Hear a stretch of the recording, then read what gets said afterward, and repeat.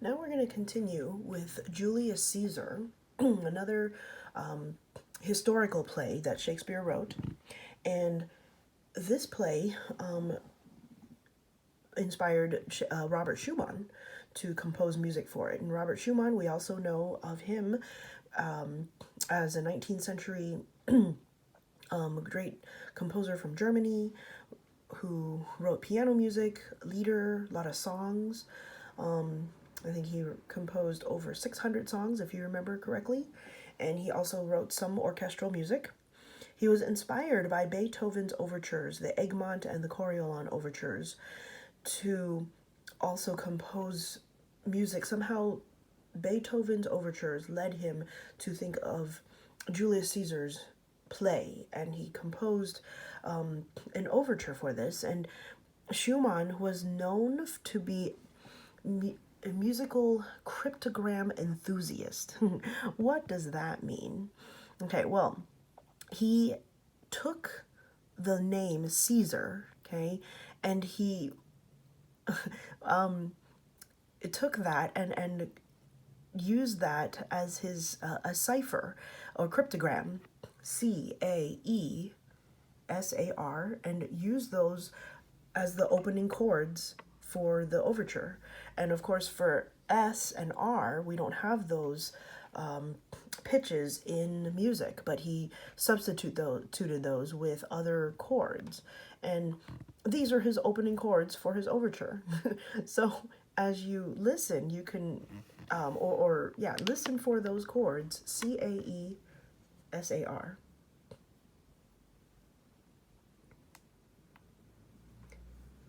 And then it continues on as a series of marches.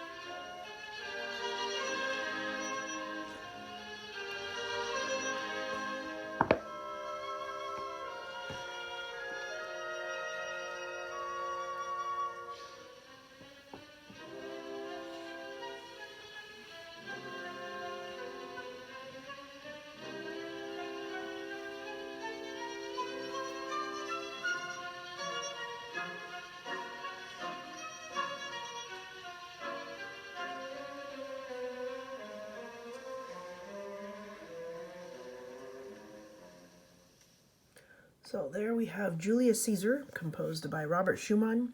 And if you ever get inspired to, you can analyze the music at the beginning and see if you can find the opening chord, CAESAR there. That would be really cool. Now, let's continue here. Okay, as we continue through history as well, we're gonna see some more modern composers in the 20th century now, who were inspired by more of Shakespeare's plays. We have William Walton, an English composer who was inspired to compose a suite for Henry V. William Walter was known as one of England's most important composers between the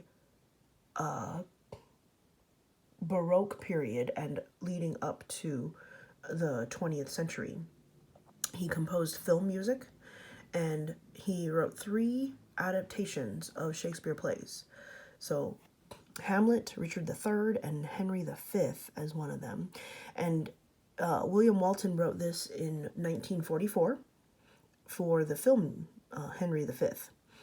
And he used, in the film, he actually used a small keyboard instrument called a virginal, which was very similar to the harpsichord. And he incorporated that actually into his composition. And there is actually an arrangement of this composition for concert band. So at another time, when you have more time, you can look up William Walton's version of Henry V. You can also want to encourage you to look up the virginal and maybe even look up the concert band version. I can upload that link for you later. The final piece we're going to talk about here is Much Ado About Nothing, composed by Erich Korngold. He was a Czech composer, born in Czechoslovakia, but later moved to the United States and came to Los Angeles and died in Hollywood. He was asked to compose music for Much Ado About Nothing in Vienna. And this was known as a very common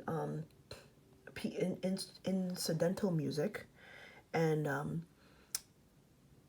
you can hear imaginative melodies and rich tones with lush harmonies.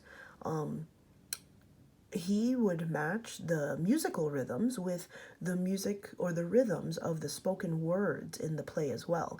And he would also try to match pitches to the actors' voices, which is pretty interesting here. Now, another term, we talked about incidental music, but now also another term here to note is leitmotifs.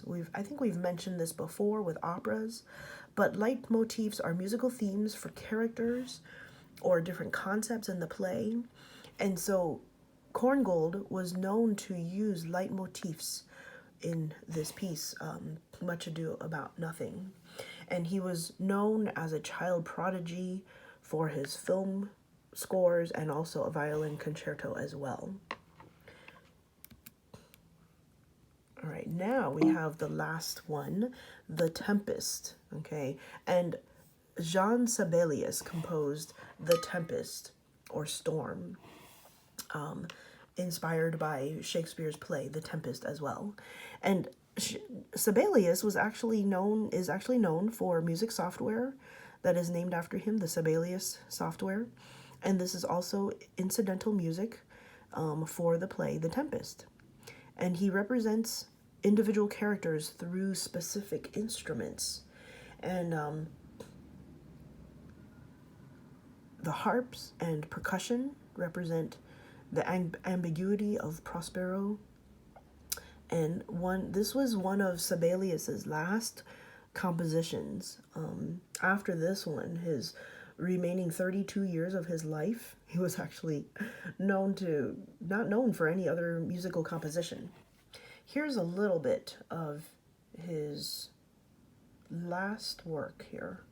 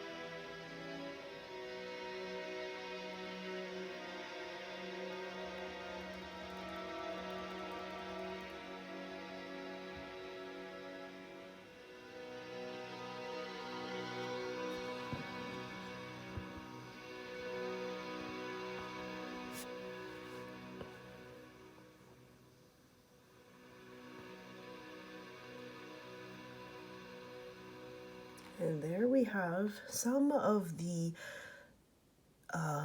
great classical works inspired by William Shakespeare. I want to encourage you, I hope that inspires you actually, to go and look up some of these pieces and listen to them in their entirety. And maybe even watch some of Shakespeare's plays. It is just great fun to see how they can be incorporated, or how these composers were inspired by great literary artists. And William Shakespeare, how he had, this great literary artist, had a great influence and impact in the history of classical music as well.